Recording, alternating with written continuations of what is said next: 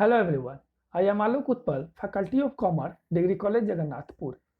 आज हम लोग बीकॉम सेमेस्टर थर्ड का एक paper management principle and application के बारे में पढ़ेंगे, जो कि उसका जो हम लोग इसके बारे में फर्स्ट क्लास में मैनेजमेंट के मीनिंग, उसके इम्पोर्टेंस के बारे में चर्चा किए थे। आज हम लोग मैनेजमेंट फंक्शन के बारे में, मैनेजरियल फंक्शन के बारे में चर्चा करेंगे कि मैनेजमेंट के फंक्शन क्या है। और इसको बहुत शॉर्ट में करेंगे क्योंकि सब फंक्शन को हम लोग को डिटेल में पढ़ना है, इसलिए क्या एक ओवरव्यू ले लेंगे कि मैनेजमेंट के फंक्शन क्या क्या है, उसका एक ओवरव्यू ले लेते हैं। ठीक है, तो आइए देखते हैं कि फंक्शन ऑफ मैनेजमेंट क्या क्या है। मैनेजमेंट के बारे में हम लोग पढ़े थे, क्या होता है management, getting thing done through other. ठीक है, अब ये क्या है आगे, अब मैनेजमेंट के फंक्शन क्या है। तो हम लोग कहते हैं management has been describe as social process involving responsibility for economical and effective planning regulation. मैंने अभी बताया वो डेफिनेशन, वो है आपको इस प्रीवियस क्लास में बताया था। अब इसके फंक्शन है, क्या क्या फंक्शन है, तो आइए देखते हैं। डिफरेंट जो भी ऑथर हैं उनके हिसाब से अलग अलग टोटल दिया गया है कितने फंक्शन है। हम लोग मेन बाद में आगे देखेंगे क्या क्या। पहले स्टार्ट करते हैं कि ये जॉर्ज एंड जेरी थे, उनके द्वारा टोटल 4 पार्ट में मैनेजमेंट फंक्शन को क्लासिफाई किया गया है। उनका कहना है कि मैनेजमेंट के 4 फंक्शन होते हैं: planning, organising, actuating and controlling. ये जॉर्ज एंड जेरी के द्वारा किया गया। लेकिन जब हेनरी फ्योल आए तो उनके द्वारा कहा गया कि नहीं, मैनेजमेंट के टोटल ये उन्होंने इस कीवर्ड यूज किया POSD, पोस्ड कॉर्ब, POSDCORB, मतलब कि P for planning, O for organising, S for staffing, D for directing, CO for coordinating and R for reporting and B for budgeting. मतलब इन्होंने management function को इतने part में classify किए जब कर दिया। जबकि but the most widely accepted, जो एक्सेप्टेड फंक्शन ऑफ मैनेजमेंट है, जो कि कुड एंड ओडोनेल के द्वारा जो दिया गया है, उनके द्वारा टोटल ये मैनेजमेंट फंक्शन को 5 कैटेगरी में क्लासिफाई किया गया है: planning, organising, staffing, directing and controlling. ये टोटल 5 मैनेजरियल फंक्शन है जो किसी भी ऑर्गेनाइजेशन के लिए जरूरी है, जिसके बिना ऑर्गेनाइजेशन नहीं चल सकता है। इसको कैसे यूज करते हैं, इसको कैसे फंक्शन करते हैं, आइए हम लोग एक एक करके देखते हैं। तो सबसे पहले आते हैं प्लानिंग पे। प्लानिंग क्या है? प्लानिंग देखिए, प्लानिंग क्या होता है कि जब आप कोई भी चीज को आगे के लिए, फ्यूचर के लिए सोचते हैं, मतलब प्लानिंग को कहते हैं फॉरकास्टिंग। मतलब कि आप किसी चीज को फ्यूचर के लिए सोचते हैं, वो क्या प्लान है।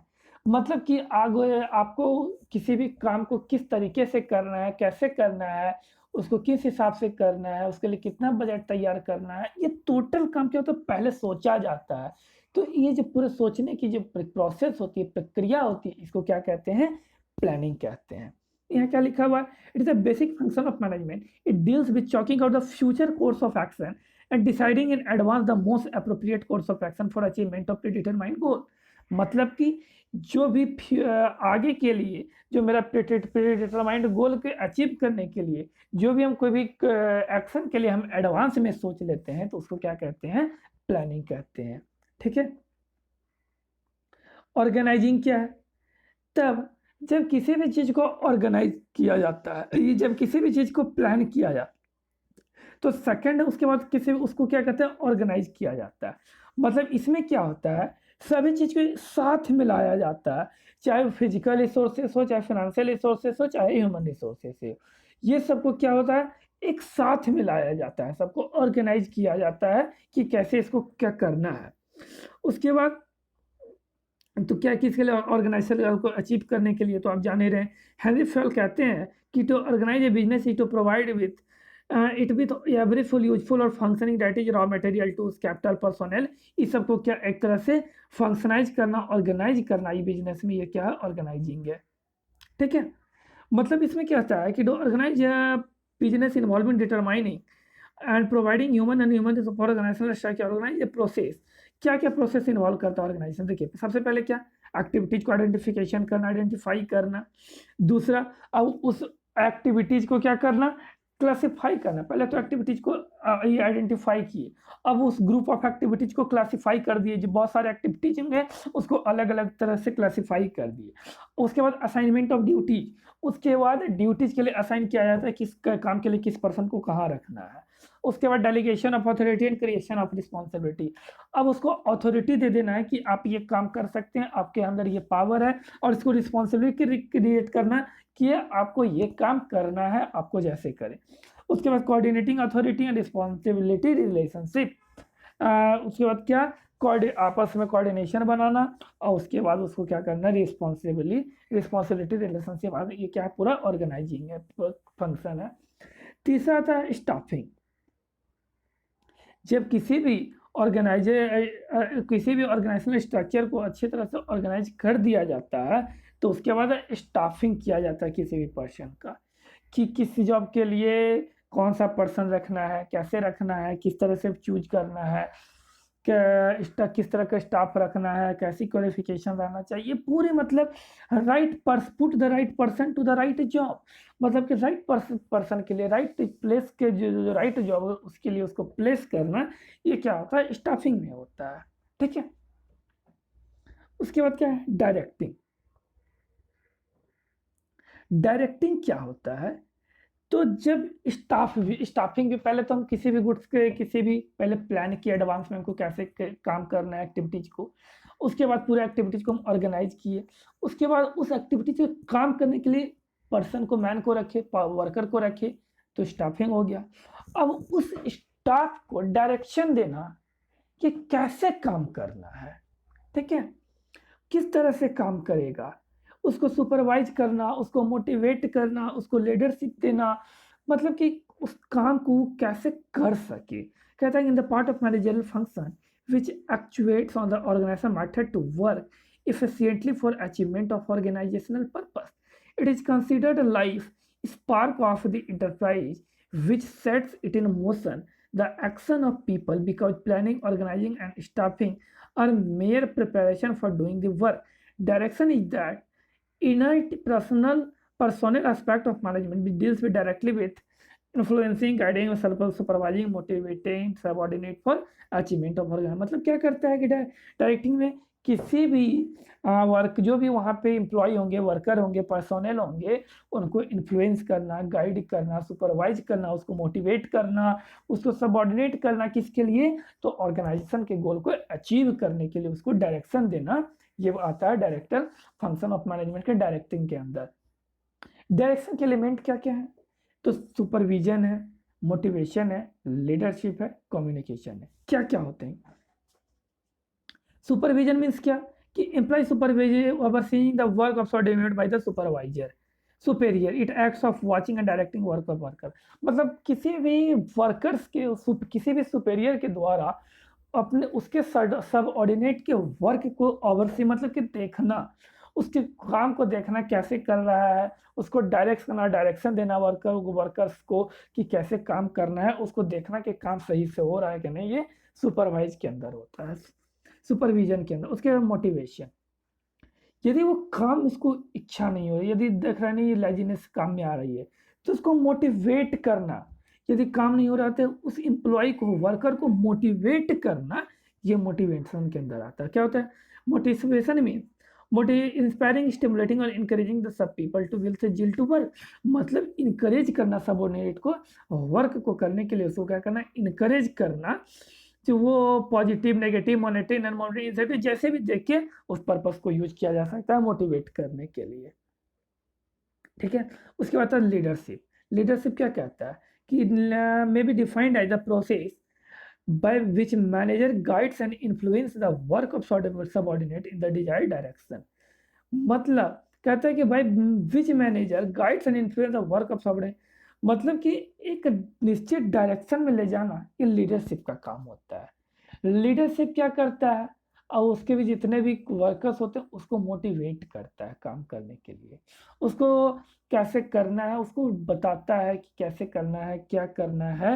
वो एक मैनेजर क्या गाइड करता है, और ये किसकी मैनेजमेंट क्या, ये किसके अंदर हो, मैनेजर के अंदर ये लीडरशिप क्वालिटी होना चाहिए, ठीक है, किसी भी काम को करने के लिए। उसके बाद क्या होता है, कम्युनिकेशन बहुत इंपॉर्टेंट है, कि जब तक किसी के बीच कम्युनिकेशन अच्छा नहीं होगा, वार्तालाप अच्छा नहीं होगा, बिहेवियर अच्छा नहीं होगा, तब तक काम करना पॉसिबल नहीं है। तो इसीलिए कहता है कि the process of passing information experience opinion from one person to another it bridge of understanding. मतलब किसी भी कोई भी इंफॉर्मेशन हो या एक्सपीरियंस हो या ओपिनियन हो, एक पर्सन से दूसरे पर्सन को पास करना, ये क्या कहलाता है, कम्युनिकेशन कहलाता है, ठीक है। मतलब कि हम लोग कहते हैं कि ट्रांसफॉर्मेशन ऑफ इंफॉर्मेशन, मतलब पासिंग ऑफ इंफॉर्मेशन। यदि कोई भी वैसे सूचना हो, यदि कि कोई ओपिनियन देना चाहता हो, तो जब एक दूसरे के बीच आपस में ये पास होता है तो इस चीज को क्या कहते हैं, कम्युनिकेशन कहते हैं। उसके बाद लास्ट फंक्शन आता है कंट्रोलिंग। डायरेक्शन भी हो गया, अब आता है कि कंट्रोल करना। कंट्रोल कैसे करते हैं, तो इट इम्प्लाई मेजरमेंट और against the standard of correction और डेविएशन अचीवमेंट ऑफ।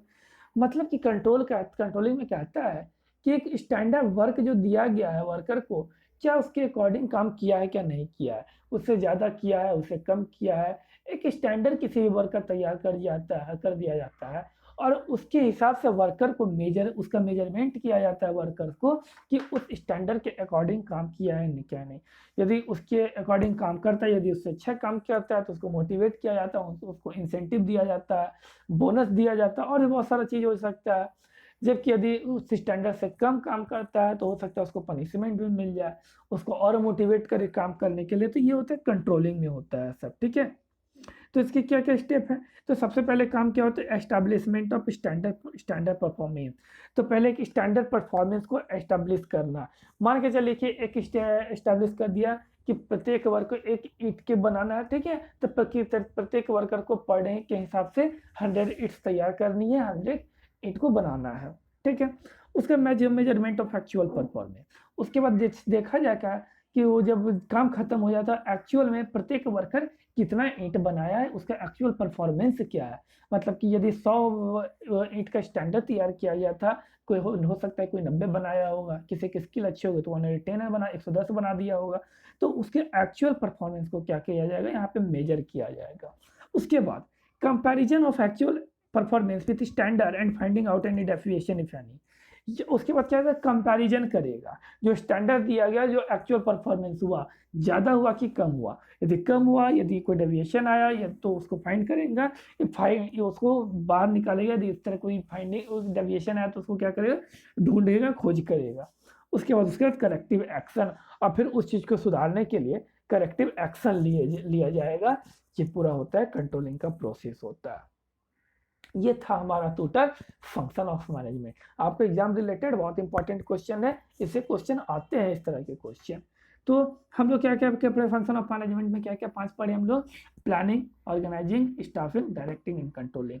ये टोटल 5 फंक्शन है मैनेजमेंट के, ठीक है। इसका नोट्स मेरा डिस्क्रिप्शन बॉक्स में मिल जाएगा, वहाँ से इसको डाउनलोड कर सकते हैं, ठीक है। आज के लिए बस इतना है, थैंक यू, धन्यवाद।